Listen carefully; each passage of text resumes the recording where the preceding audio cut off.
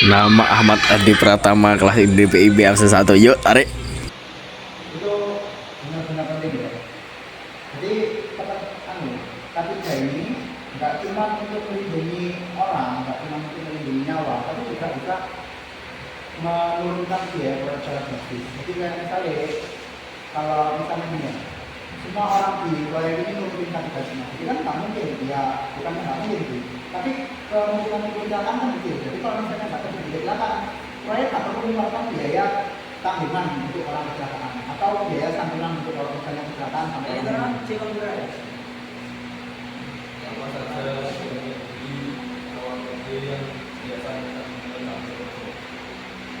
yang paling sering digunakan itu pastinya helm sama lampu karena itu kemana kalau kamu masuk proyek harus pakai dua alat ini. Terus kalau misalnya proyeknya itu tinggi, kamu harus naik ke atas itu pasti bisa pakai.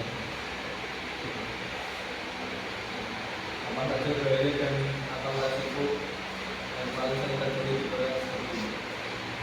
Nah ya sama resiko itu ya paling kelalaian rambu kayak misalnya ada lubang DC terus nggak dipasang nyiram bawah terjatuh, ada tangga nggak dipasang nyiram bawah titik, sama apa ya tukang yang bandel disuruh pakai APD tapi nggak mau pakai APD, itu kan bisa apa ya meningkatkan resiko kecelakaan itu.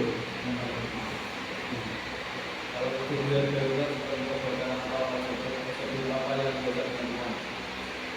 Kalau kebakaran itu ya pastinya evakuasi ya, tapi aku nggak pernah mengalami itu.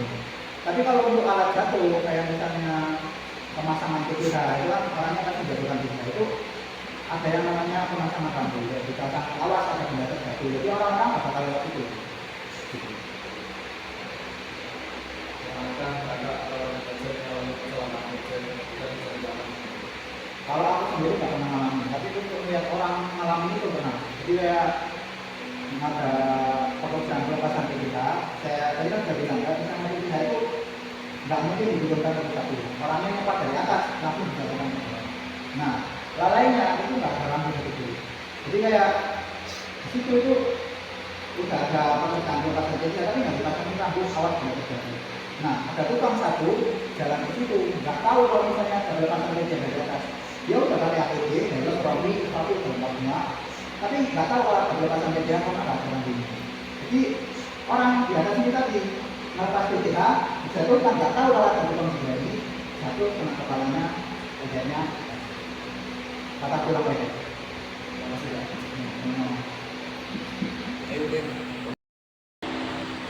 Dalam proyek itu ada yang namanya tingkat resiko, tingkat kecelakaan. Misalnya hal-hal yang kecil itu bisa berdampak ke kematian, sedangkan hal yang besar seperti terpleset dari ketinggian itu kemungkinan kecil resiko. Karena apa? Karena APD-nya yang APD yang digunakan itu bisa dibilang, oh ini kalau saya tidak menggunakan saya bisa mati seperti itu. Jadi sangat membantu baik di pekerjaan yang sepele, pekerjaan yang mungkin ya memasang ini, memasang PVC itu sangat membantu sekali. Jadi dalam pekerjaan itu mengurangi resiko kecelakaan. Ada saat di Kalau APD itu sebenarnya kecukupan atau tidak itu sesuai pekerjaannya. Misalnya saya bekerja sebagai pembuat tracer atau bisa dibilang pembuat pembersihan kulit, balok atau kolom itu supaya tidak langsung itu ke PVC itu. Tapi kita APD yang digunakan itu rompi itu pekerjaannya itu tidak langsung di area proyek, jadi hanya membuat tracer. Nah kalau beda lagi kalau membuat pembersihan pastinya safety, rompi ataupun dari proyek seperti itu. Jadi dari pekerjaannya.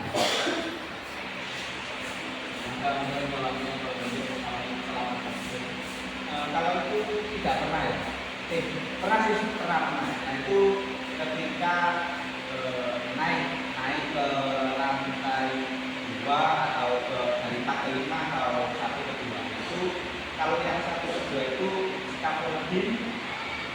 hampir terpleset, itu tingginya mungkin 3,8 atau 4 meter, itu hampir terpleset karena bisa dibilang pegangan saya ke scaffolding itu kurang tepat hingga membuat terpleset. Nah, kemudian ada juga di lantai 45 itu walaupun menggunakan tangga darurat di scaffolding, jadi di scaffolding itu ada tangga darurat untuk naik sehingga mempermudah daripada memanjat.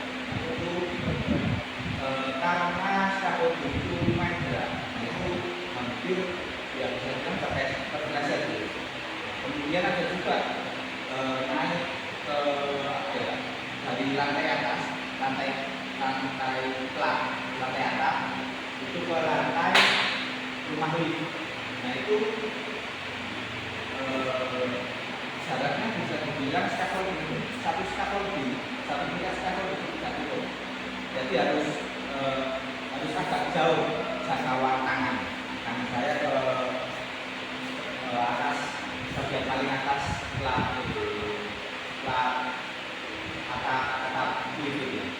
Nah itu sempat apa ya, bisa dibilang celana saya sobek. Apakah Anda sudah menerima pelatihan sebelum mengikuti proyek? Kalau pelatihan K3 sebelum jadi proyek itu pasti dilakukan. Ya, jadi dari K3 sendiri mengajarkan pelatihan tentang keselamatan yang ada di proyek dalam bekerja. Pastinya biasanya itu setiap pagi mengadakan yang namanya clinic netting. Jadi semua pekerja, semua kontraktor, kemudian pengawasnya itu dikumpulkan untuk dilakukan clinic netting. Nah itu pembahasan yang di dalam itu misalnya diskusi dari ketiga belah pihak, kemudian mengingatkan untuk tetap mengikuti kesehatan keselamatan kerja. Apa saran Anda terhadap keselamatan dan kesehatan kerja di Kalau itu pastinya dari kesadaran diri sendiri dulu. Jadi dari pengawas, dari pekerja, dari kontraktor itu harus paling tidak sadar